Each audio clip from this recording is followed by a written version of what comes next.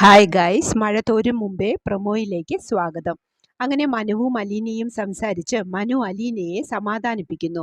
ബാലചന്ദ്രൻ താഴേക്ക് ഇറങ്ങി വരുമ്പോഴേക്കും ഒരു ഫോൺ കോൾ വരുന്നുണ്ട്. അത് ഗംഗാധര മേനോന്റെ ഫോണായിരിക്കും. ഡൽഹിയിൽ നിന്ന് ഫ്ലൈറ്റിലായിരുന്ന കാരണം ഫോണും മെസ്സേജും ഒന്നും നോക്കാൻ പറ്റിയില്ല. എന്തൊക്കെയാ ബാലചന്ദ്ര അവിടെ നടക്കുന്നത്? വൈജയ്ക്ക് കുറച്ച് സീരിയസ് ആണെന്നാണല്ലോ ശിവേട്ടൻ പറഞ്ഞത്. ഏതായാലും മറ്റന്നാൾ ഞാൻ അങ്ങോട്ട് വരാം എന്നൊക്കെ പറഞ്ഞ് ഫോൺ വെക്കുന്നുണ്ട്. ഇനി വന്നാലുള്ള അംഗം എന്തായിരിക്കും എന്നൊക്കെ ആലോചിച്ച് നിൽക്കുന്നുണ്ട് ബാലചന്ദ്രൻ. പിന്നീട് ഹോസ്പിറ്റലിൽ ബിൽ വരുമ്പോൾ ശിവേട്ടനും രാജീവനും അവിടെ ഉണ്ടായിരിക്കും. എന്നാലും അവർ പറയുന്നത്, ഇത് ബാലചന്ദ്രന്റെ ഭാര്യയല്ലേ ഹോസ്പിറ്റലിൽ കിടക്കുന്നത്, അവനാണ് ബില്ലടയ്ക്കേണ്ടത് എന്ന്. ഇത് നേരെ ഗോവർദ്ധൻ ബാലചന്ദ്രനെ അറിയിക്കുന്നുണ്ട്.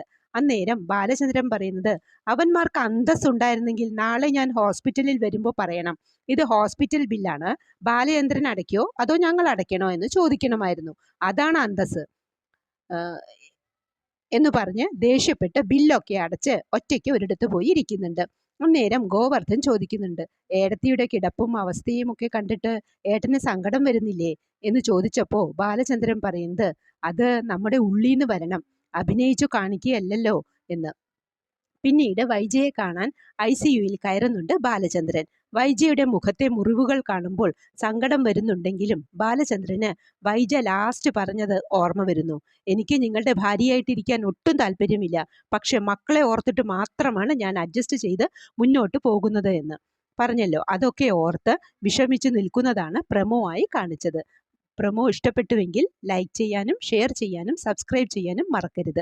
അടുത്തൊരു എപ്പിസോഡിൻ്റെ പ്രൊമോവുമായി വരുന്നതുവരെ കാത്തിരിക്കുക.